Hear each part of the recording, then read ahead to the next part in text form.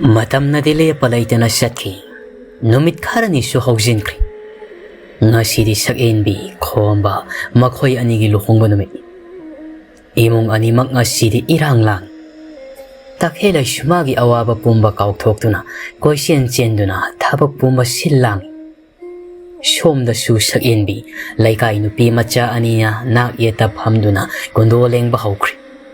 Lairang laktagi henthoybi nuja laktagi su sangkhonbi fajaba laktagi su hena fajabi fajaba pumana yom sinduna poglakpi nuja mahakni ngasina amuki hena fajai mabu yengluba mipung khodingmak mifam honingda adumak yengduna te laiba saktam machagi aduk ningthiba saktamdu lona yengli tomal masu mapukning su nungsirakli magidi machana pumnamakni Numit hagom yengjariba machana yum masi thadokuna sagai onkragani manaktagi laplagani khalubada tomal kapkunu haiba yadri tanja amadi pungphamna yawrakpana borsu laktuna shumangduda phamkri ngaihak laibaga saken bisu thoklaktuna lohongbudu mapung phalari nakalamadana tomal hoigi sumang nakalda hauriba unjaududa tongduna lohongbudu yengliba Nauksek sakin mina kombada kundo hukibadu uraga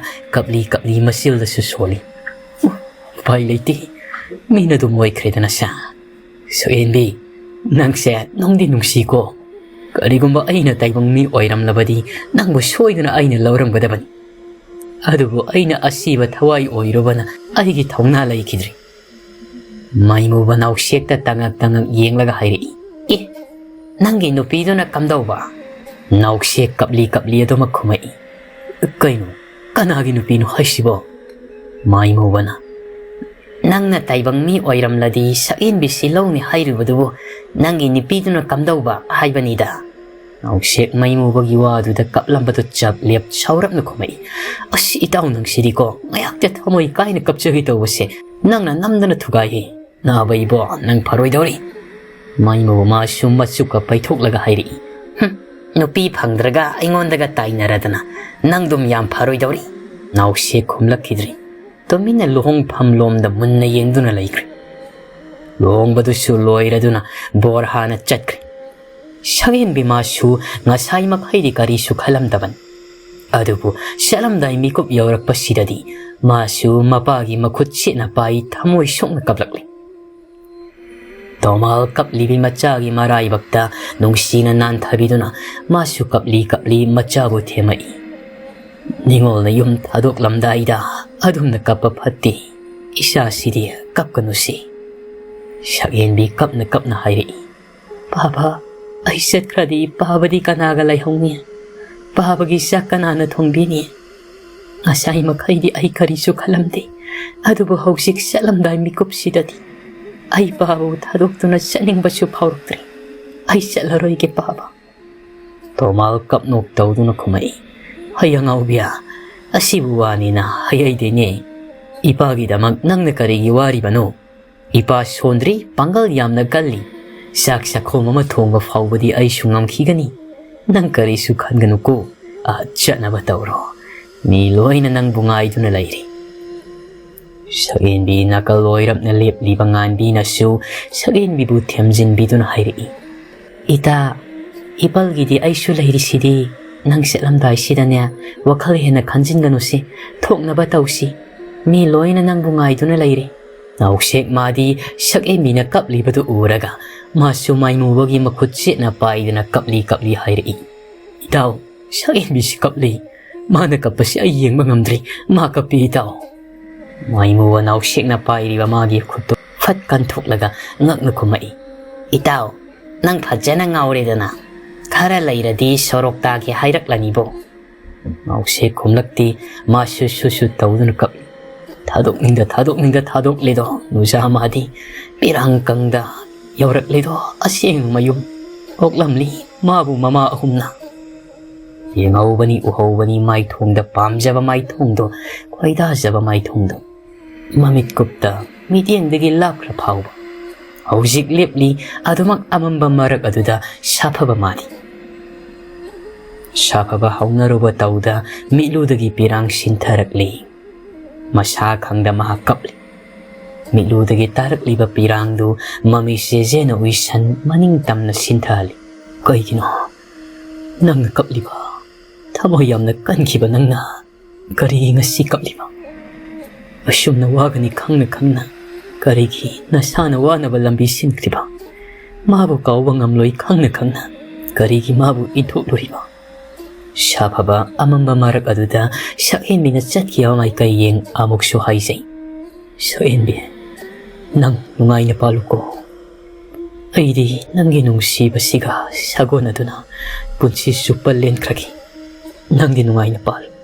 How kray numito masyo. Noong alamda yen kong ahan ba kong lakpada Sakhenbi hawgalak doon na mamang tong dohang toklaga toklay. Maningdagi sumsit logthukluraga sumang imong manggol pumbaway sisinba loiraba matungda way tainaba nuralaw maning adomda muksang. Tiba yaba tiri adubo fangba kauba laytri. Sakhenbi nuratsa pu tiba fangdabadagi matasa na ngay hakti maningda leplagalay. Mahak matasa re kari tawni tawfam kangdi. Ngarang talak pa ni Madi aduna yumsigi makup mata tampam sumadi kang banati.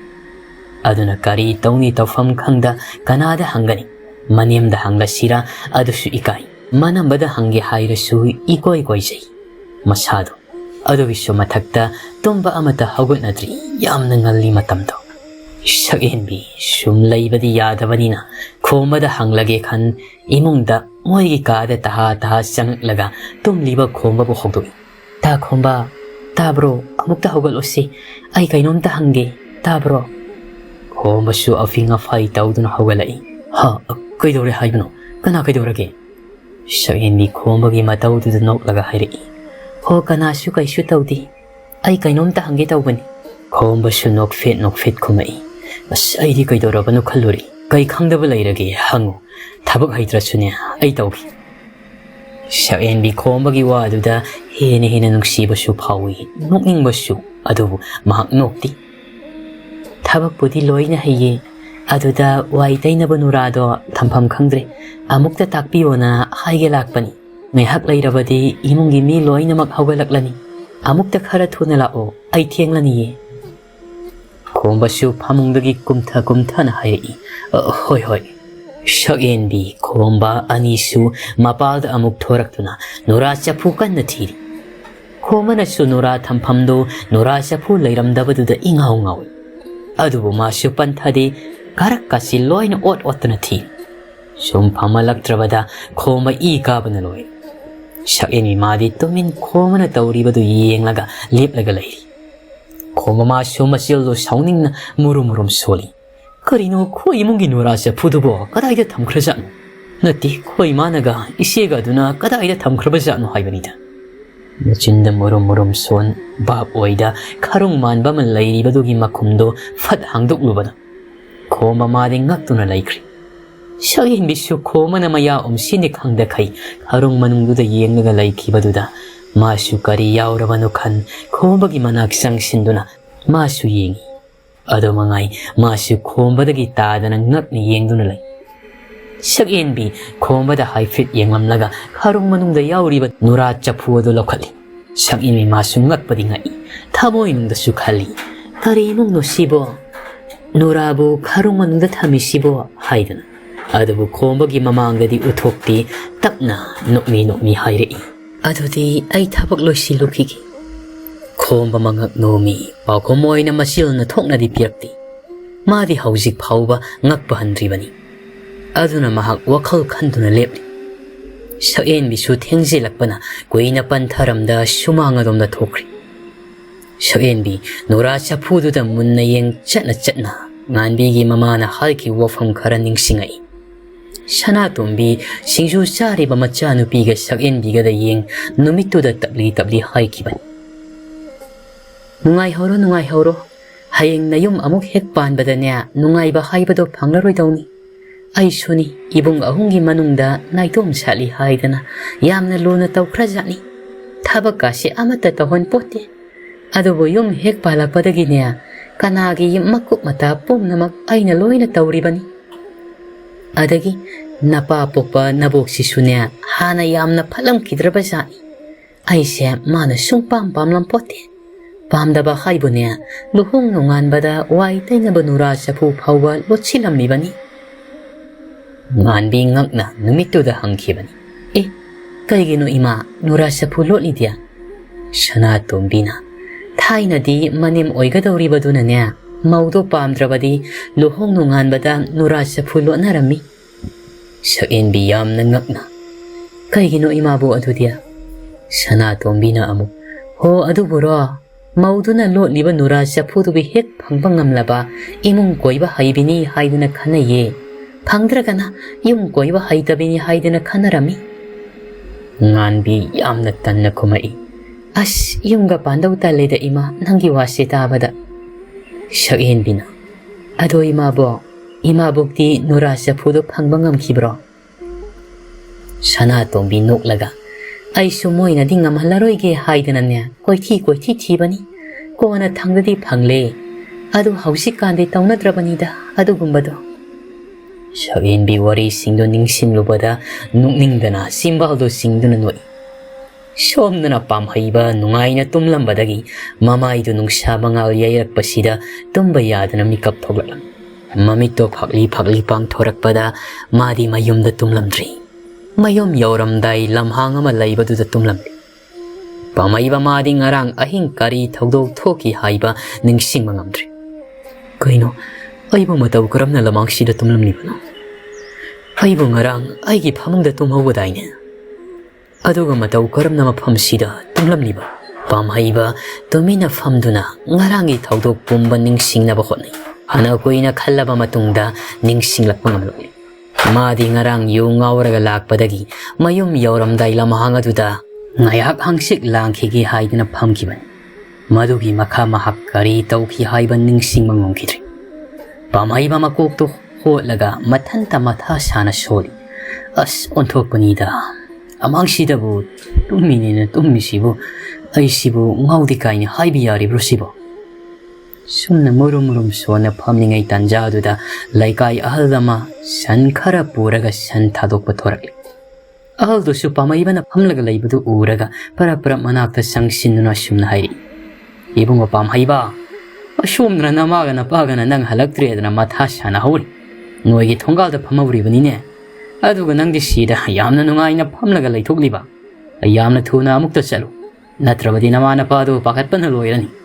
ꯍꯧꯖꯤꯛꯁꯨ ꯊꯣꯡꯒꯥꯜꯗ ꯁꯨꯠ ꯀꯥꯞꯍꯧꯔꯤꯕꯅꯤꯅꯦ ꯄꯥꯝꯍꯩꯕ ꯄꯥꯈꯠꯅ ꯐꯝꯂꯝꯕꯗꯒꯤ ꯍꯧꯒꯠ ꯑꯍꯜꯗꯨꯒꯤ ꯄꯥꯎꯈꯨꯝꯒ ꯄꯤꯔꯝꯗꯦ ꯃꯌꯨꯝ ꯂꯣꯝꯗ ꯑꯗꯨꯃꯛ ꯆꯠꯈꯤ ꯑꯍꯜꯗꯨꯁꯨ ꯆꯠꯈ꯭ꯔꯤꯕ ꯄꯥꯏꯈꯣꯝꯕꯗ ꯌꯦꯡ ꯅꯨꯡꯉꯥꯏꯇꯅ ꯁꯣꯜꯍꯧꯏ ꯐꯅ ꯐꯔꯝꯕ ꯅꯤꯄꯥ ꯃꯆꯥꯅꯤ ꯅꯨꯄꯤ ꯍꯦꯛ ꯊꯤꯈꯤꯕꯗꯒꯤ ꯍꯧꯖꯤꯛꯇꯤ ꯄꯨꯡꯃꯥꯡꯂꯦꯅ ꯇꯧꯔꯤꯁꯦ ꯑꯣꯟꯊꯣꯛꯅ ꯅꯨꯡꯉꯥꯏꯈꯤꯗ꯭ꯔꯦꯗ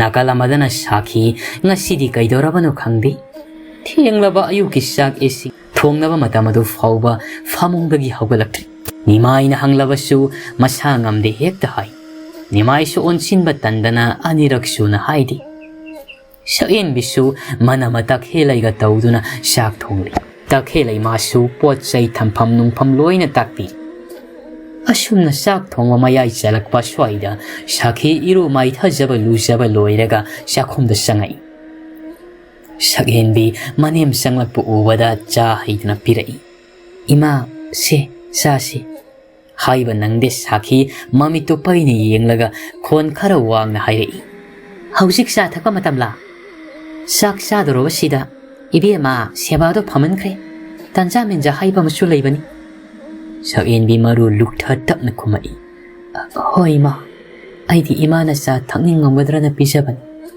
ꯁꯥꯈꯤ ꯍꯥꯏꯔꯤꯕꯗꯣ ꯃꯉꯣꯟꯗ ꯅꯠꯇꯕꯒꯨꯝ ꯃꯆꯥꯅꯨꯄꯤ ꯇꯛꯍꯦꯜꯂꯩꯗ ꯑꯣꯏꯅ ꯑꯣꯟꯁꯤꯟꯗꯨꯅ ꯍꯥꯏꯔꯛꯏ ꯍꯩ ꯇꯛꯍꯦꯜꯂꯩ ꯆꯥꯛ ꯂꯣꯏꯗ꯭ꯔꯤꯕ꯭ꯔꯥ ꯇꯛꯍꯦꯜꯂꯩ ꯃꯃꯥꯗ ꯌꯦꯡ ꯁꯥꯎꯔꯞꯅ ꯈꯨꯝꯃꯛꯏ ꯀꯩꯗꯩꯅꯣ ꯂꯣꯏꯗ꯭ꯔꯤꯗ ꯏꯃꯥ ꯅꯪ ꯀꯩꯗꯧꯔꯒꯦ ꯄꯨꯡꯁꯨ ꯈꯔ ꯉꯜꯂꯤ ꯁꯛꯍꯦꯟꯕꯤꯅ ꯄꯤꯔꯤꯕ ꯆꯥꯗꯣ ꯊꯛꯑꯒ ꯉꯥꯏꯍꯥꯛ ꯃꯄꯥꯜꯗ ꯂꯩꯔꯨꯆꯣ ꯁꯥꯈꯤ ꯃꯆꯥꯅ ꯍꯥꯏꯔꯤꯕꯗꯨꯒꯤ ꯄꯥꯎꯈꯨꯝꯒ ꯄꯤꯗꯦ ꯑꯇꯣꯞꯄ ꯋꯥꯍꯪ ꯑꯣꯏꯅ ꯍꯪꯉꯛꯏ ꯑꯩꯈꯣꯏꯒꯤ ꯀꯩ ꯏꯟꯖꯥꯡ ꯊꯣꯡꯒꯦ ꯁꯛꯍꯦꯟꯕꯤ ꯅꯣꯛꯃꯤ ꯃꯥꯅ ꯑꯣꯏꯅ ꯈꯨꯝꯃꯛꯏ ꯀꯥꯡꯁꯣꯏ ꯊꯣꯡꯉꯤ ꯏꯃꯥ ꯀꯥꯡꯍꯧ ꯑꯃꯒꯁꯨ ꯉꯧꯔꯦ ꯁꯥꯈꯤꯅ ꯑꯩ ꯀꯥꯡꯁꯣꯏ ꯆꯥꯅꯤꯡꯗꯦ ꯑꯩꯒꯤ ꯁꯔꯨꯛ ꯄꯥꯟꯗꯨ ꯏꯔꯣꯜꯂꯨ ꯁꯥꯈꯤ ꯇꯞꯅ ꯅꯣꯛꯐꯦꯠ ꯇꯧꯗꯨꯅ ꯍꯣꯏ ꯏꯃꯥ Takhelai mama da munna yengi Sakhi su masada haifet yenglamnaga thokre. Takhelai mama na thoki badugi matungde inare. Shagenbi auksik magi manakta kana asu laitraba matamasida nuklamba maithongi minoktu sumangkre. Milu ira thang makhada phamtha tumina lai. Sakhi gi mawong matau mabu pamdaba manma matau sida Shagenbi wakhal nungai sati. Adubu kari tauruni laibakta tamamlabani thaiduna sienba yaro. Shagenbi maniamna hairamba pal irola u haibaduda masu adumak tau.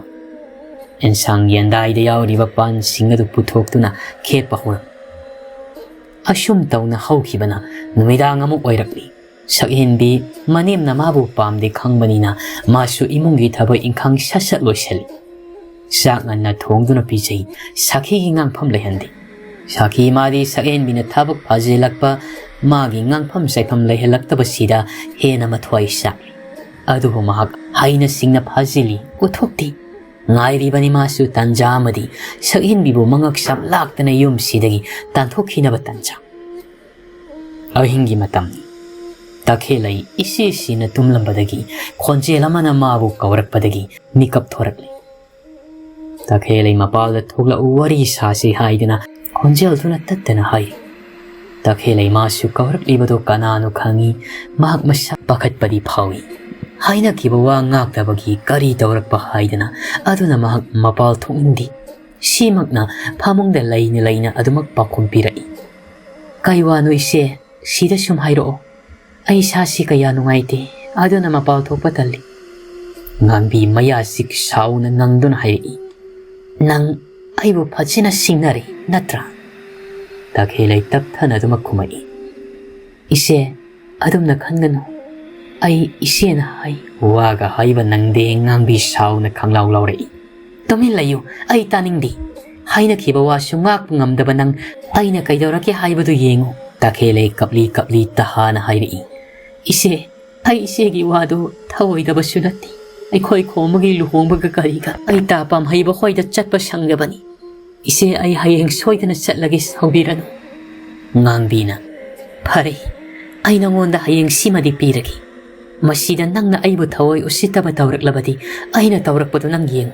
Takhelai pakhum pidi mahak wakhal amada mangduna tumin laikri. Wafam si mama ampada haidana tauba yaroi dori. Aduna hayengi numittasu ngangbina haikiba thabaktusu pangthoktaba yaroi. Takhelai khanpam khangdre matha sanama mathana ngawi. Nakalamadana bud mayangge laifamdani. Thembi nan mabu naushekna but sathi bada fuan khibagi mahak sauningna naushekta laman khumge khanna lairiban.